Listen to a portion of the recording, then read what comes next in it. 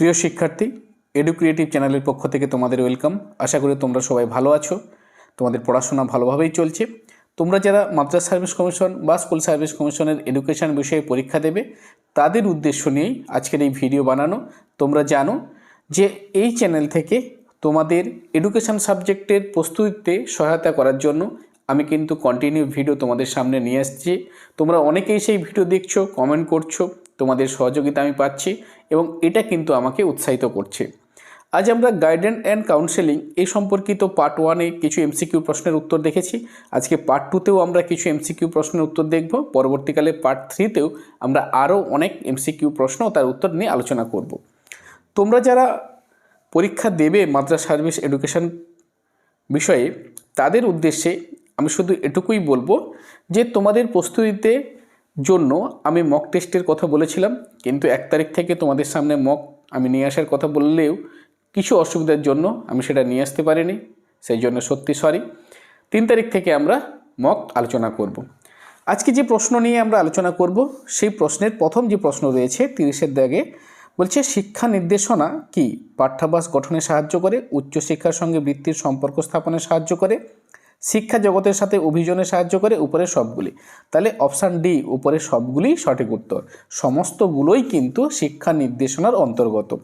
31-এর দাগে যে প্রশ্ন, কাউন্সেলিং অ্যান্ড সাইকোথেরাপি বইটি কে রচনা করেন?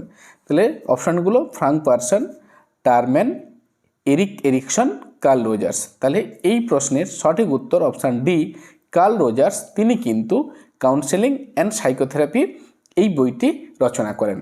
হয়েছে। এরপরে 32-এর দাগে যে প্রশ্ন, ঐচ্ছিক পরামর্শদান প্রসঙ্গে নিচের কোন মন্তব্যটি সঠিক? দেখো অপশানগুলো দেখে নাও। পরামর্শদাতা পরামর্শ গ্রহীতাকে প্রয়োজন মতো শিক্ষা, বৃত্তি ও অন্যান্য তথ্যাদি সরবরাহ করেন। আর কি, পরামর্শ গ্রহীতার আবেগের উপর বিশেষ লক্ষ্য রাখা হয়। একাধিক ব্যক্তির সাথে আলোচনার মাধ্যমে পরামর্শ দেওয়া হয়।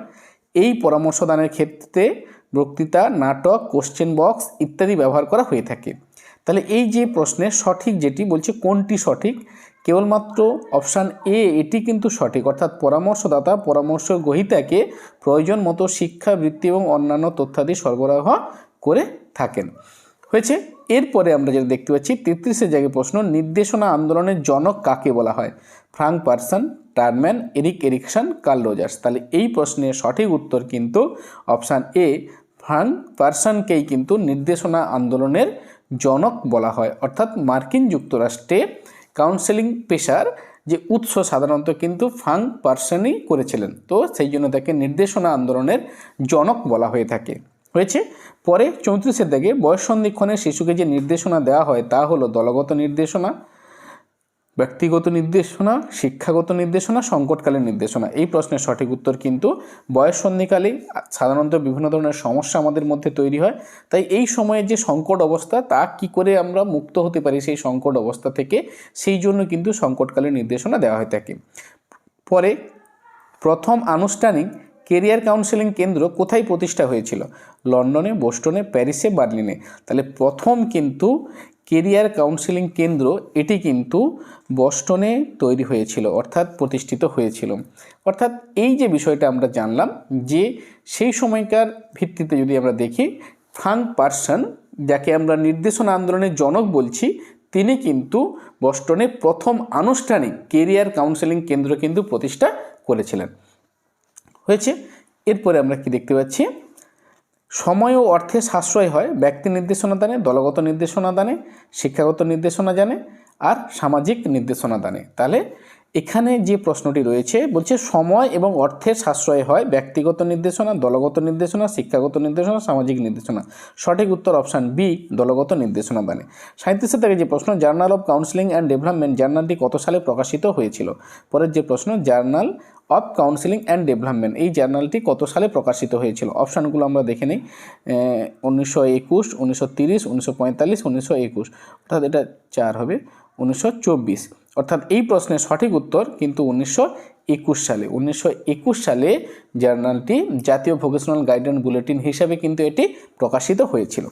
38-এর দিকে যে প্রশ্ন, এআরসি হলো শিক্ষার্থীর শিক্ষাগত তথ্য, স্বাস্থ্য সম্পর্কিত তথ্য, শিক্ষার্থীর জন্মকালীন বিবরণ, অস্বাভাবিক আচরণ সম্পর্কিত তথ্য। এআরসি কিন্তু অস্বাভাবিক আচরণ সম্পর্কিত তথ্য। অর্থাৎ কি না, আমরা জানি যে সিআরসিতে শিক্ষার্থীর সমস্ত কিছু বিষয় লিপিবদ্ধ থাকে, কিন্তু এআরসি হচ্ছে কি শিক্ষার্থীর কতগুলো বিশেষ ঘটনার হুবহু বর্ণনা লিপিবদ্ধ করা হয়।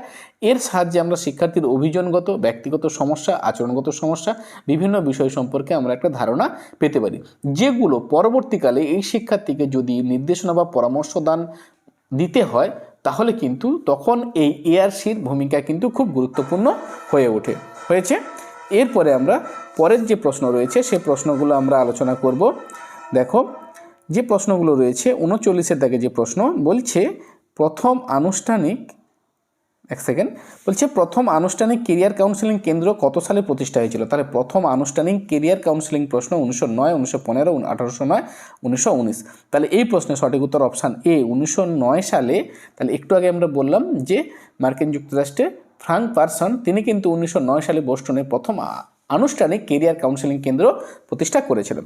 40-এর থেকে যে প্রশ্ন, intelligence is the mental adaptability to new problems and condition of life, উক্তিটি কার? বলছে টারম্যান, থর্নডাইক, উডওয়ার্থ, উড্রো আর স্টার্ন। তাহলে এই প্রশ্নের সঠিক উত্তর অপশান ডি, স্টার্ন। তিনি কিন্তু এই ইন্টেলিজেন্স সম্পর্কে এই উক্তিটি করেছিলেন। 41-এর থেকে প্রশ্ন, কার্ল রজার্স ছিলেন একজন মানবতাবাদী যিনি কাউন্সেলিংয়ের মাধ্যমে চিকিৎসার একটি তত্ত্ব খাড়া করেন। সেই তত্ত্বের নাম দেন তিনি নন ডাইরেক্টিভ, ডাইরেক্টিভ, রিমেডিয়াল, ইকোনমিক। তাহলে এই যে সঠিক এই প্রশ্নের উত্তর আমরা জানি যে কার্ল রজার্স তিনি কিন্তু নন ডাইরেক্টিভ বা অপ্রত্যক্ষ পরামর্শ দানের কিন্তু জনক হয়েছে। 42-এর দিকে যে প্রশ্নটি রয়েছে আমাদের সামনে সেই বিষয়টা আমরা একটু ভালো করে দেখব। দেখো, কাউন্সেলিং প্রক্রিয়ায় প্রকৃতির উপর নির্ভর করে এটি 3 প্রকার হয়, ডাইরেক্টিভ, নন ডাইরেক্টিভ আর ইক্লেকটিভ। বলছে কোন তত্ত্বটি কোন মনোবিদের প্রস্তাবিত? দেখে নাও, ডাইরেক্টিভ, নন ডাইরেক্টিভ, ইক্লেকটিভ, আর এখানে রজার্স, উইলিয়ামসন আর বডিন। তাহলে এই যে প্রশ্নগুলো আমাদেরকে একটু মিলিয়ে দেখে নিতে হবে। অপশান এতে আমরা ডাইরেক্টিভ এ, তাহলে রজার্স, বি, সি, তাহলে না এটা হচ্ছে না, কারণ আমরা কি জানি আগে আমরা এখানে দেখে নেব যে ডাইরেক্টিভ উইলিয়ামসন, নন ডাইরেক্টিভ রজার্স আর ইক্লেকটিভ বডিন হয়েছে। তাহলে আমরা কোন জায়গায় দেখবো? সি। তাহলে সি হচ্ছে কি এতে আছে কিন্তু এটা মিলছে না, তাহলে এ ভুল।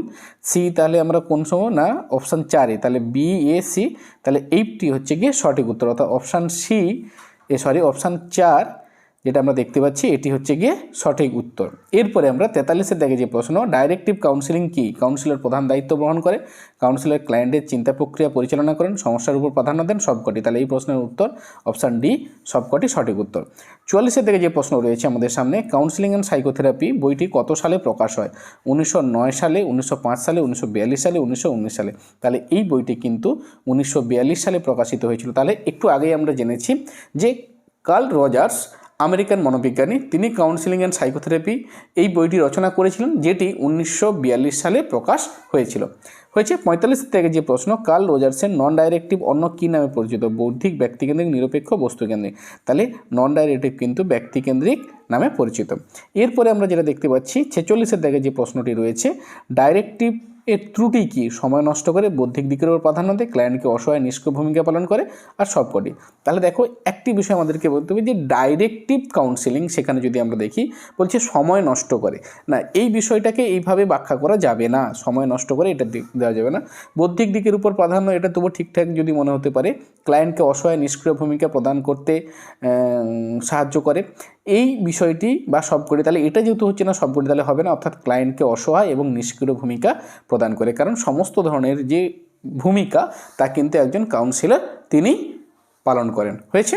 এরপরে আমরা বাকি প্রশ্নগুলো দেখব। দেখো 47-এর দিকে যে প্রশ্নটি আমাদের সামনে রয়েছে সেই প্রশ্নে আমাদের সঠিক উত্তর আমরা কি দেখতে পাচ্ছি? বলছে নন ডাইরেক্টিভ কাউন্সিলিংয়ে কাউন্সিলরের ভূমিকা কি? কাউন্সিলর স্বতঃস্ফূর্তভাবে মনের ভাব প্রকাশ করতে পারে, কাউন্সিলর একা হাতে সব কিছু করতে পারেন, ব্যক্তি স্বাধীনতা ব্যাহত হয়, সময় নষ্ট হয়। তাহলে এই যে প্রশ্ন আমরা দেখতে পাচ্ছি কাউন্সিলরের ভূমিকা কি?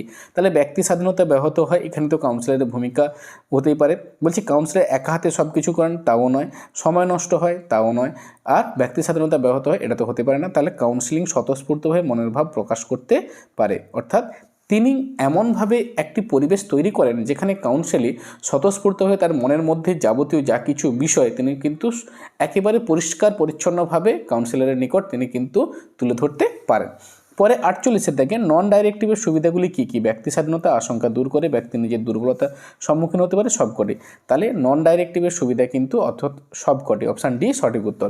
49 দেখে যে প্রশ্নটি, প্রত্যক্ষ পরামর্শদানের একটি স্তর হলো সুসম্পর্ক স্থাপন, বিশ্লেষণ, সমস্যা পরিবর্তন, বিকল্প সমাধানের চিন্তা করা। তাহলে দেখো এই যে প্রশ্নটি রয়েছে এই প্রশ্নের ক্ষেত্রে যদি আমরা দেখি বিশ্লেষণ এটিই কিন্তু একমাত্র প্রত্যক্ষ পরামর্শদানের স্তর, বাকি তিনটেই কিন্তু অপ্রত্যক্ষ পরামর্শদানের স্তর। এরপর 50 দাগে যে প্রশ্ন, ইক্লেকটিক কাউন্সিলিং কি? কাউন্সিলর সব দায়িত্ব নেন, কাউন্সিলরের ভূমিকায় গ্রহণ করেন, এটি ডাইরেক্টিভ নন ডাইরেক্টিভের সমন্বয়, কোনোটিই নয়। তাহলে আমরা কি জানি যে এটি কিন্তু ডাইরেক্টিভ এবং নন ডাইরেক্টিভ কাউন্সিলিংয়ের সমন্বয়। 51 দাগে যে প্রশ্ন, কাউন্সিলিং পদ্ধতিতে কি কি পর্যায়ে আছে, অর্থাৎ কাউন্সিলিং পদ্ধতিতে কি কি পর্যায়ে আছে সেটা আমরা একটু দেখব। বলছে ক্লায়েন্ট মানসিকভাবে প্রস্তুতি হয়, ক্লায়েন্টের রেজিস্ট্রি নিতে হয়, ক্লায়েন্ট কাউন্সিলরের মধ্যে একটা সহজ সম্পর্ক গড়ে দিল, সব করি। তাহলে কী কী বলছে, ক্লায়েন্ট মানসিকভাবে প্রস্তুত হয়, ক্লায়েন্টের কেস হিস্ট্রি নিতে হয়, ক্লায়েন্ট এবং কাউন্সিলের মধ্যে একটা সহজ সম্পর্ক গড়ে ওঠে, সবকটি। তাহলে স্বাভাবিকভাবে যদি আমরা দেখি এই যে প্রশ্নটি রয়েছে তার মানে সবকটি হচ্ছে গিয়ে সঠিক উত্তর হয়েছে। এরপরে 52 দাগে একটি খুব সুন্দর একখানি প্রশ্ন আছে, বলছে সোলার এটি হলো আচরণের একটি পুরো কথা, যেহেতু sit squarely, openness, learning, eye contact, relax. এখানে কিসের কথা বলা হচ্ছে? অর্থাৎ দেখো এটি কিন্তু একটি কাউন্সিলিংয়ের মেথড। তাহলে এই মেথডে কিন্তু ইগান 1975 খ্রিস্টাব্দে প্রথম তিনি এই মেথডটি আমাদের সামনে নিয়ে আসেন। এই মেথডের কিন্তু মূল বিষয় যেটা এখানে কিসের কথা বলছে, বোঝা, লেখা, কথা বলা, শোনা। এ কিন্তু অপশান ডি শোনার উপরে কিন্তু জোর দেওয়া হয়েছে। 53 দাগে যে প্রশ্নটি আমাদের সামনে আমরা দেখতে পাচ্ছি, বলছে পরামর্শদাতা পরামর্শ গ্রহীতার সঙ্গে কথা বলার সময় কোন বিষয়গুলির প্রতি ওয়াকিবল হতে হবে? কথা বলার সময় কণ্ঠস্বরের তীব্রতা, দেহভঙ্গিমা, কথা বলতে বলতে থামা, ভাবা, সবকটি। তাহলে অপশান ডি সবকটি এর সঠিক উত্তর। এরপরে খুব সুন্দর একটি প্রশ্ন, বলছে প্রথম আনুষ্ঠানিক কেরিয়ার কাউন্সিলিং কেন্দ্র প্রতিষ্ঠা কে করেছিলেন? ফ্রাঙ্ক রজার্স, টারম্যান, এরিকসন আর কার্ল রজার্স। তাহলে বলছে প্রথম আনুষ্ঠানিক কেরিয়ার কাউন্সিলিং কেন্দ্র তা কিন্তু ফ্রাঙ্ক পারসন, তিনি কিন্তু এটি প্রতিষ্ঠা করেছিলেন। এরপরে 55 দাগে যে প্রশ্ন দেখতে পাচ্ছি, ব্যক্তি জীবনের নির্দেশনার ব্যাপ্তিকাল হলো জন্ম থেকে বাল্য, জন্ম থেকে প্রাপ্তবয়স্ক, জন্ম থেকে কৈশোর, জন্ম থেকে মৃত্যু। তাহলে সঠিক উত্তর কিন্তু জন্ম থেকে মৃত্যু পর্যন্ত, কারণ নির্দেশনা জীবনব্যাপী প্রক্রিয়া। এবং সবশেষ যে প্রশ্ন, ডাইরেক্টিভ এবং নন ডাইরেক্টিভ কাউন্সিলিং ছাড়া আর কী ধরনের কাউন্সিলিং হয়? সাইকোডাইনামিক, ট্রান্সপার্সোনাল, গেস্টাল, সবকটি। তাহলে একটু একটু করে আমরা একটু দেখে নিই। দেখো সাইকোডাইনামিক এটিও কিন্তু এক প্রকারের কাউন্সিলিং থিওরি বা পদ্ধতি আমরা বলতে পারি। এটা কিন্তু যেটাকে আমরা বলতে পারি পিডিটি হয়েছে, সাইকোডাইনামিক থেরাপি। এটি কিন্তু সিগমন্ড ফ্রয়েড এই পদ্ধতির কিন্তু প্রবক্তা। তারপর দেখো ট্রান্সপার্সোনাল থেরাপি হলো মানে একজন ব্যক্তি যখন নিজের অনুভূতিকে বৃদ্ধি করে আধ্যাত্মিকতা বা আত্মবোঝার মাধ্যমে একজনের জীবনের সামগ্রিক মান উন্নত করা যায় হয়েছে। এরপরে গেস্টাল থিওরি, এ সম্পর্কে তো আমাদের মোটামুটি আমরা জানি যে গেস্টাল থিওরির মাধ্যমেও কিন্তু মানুষের সমস্যার সমাধান দূরীকরণ করতে আমরা পারি এই পদ্ধতিতে।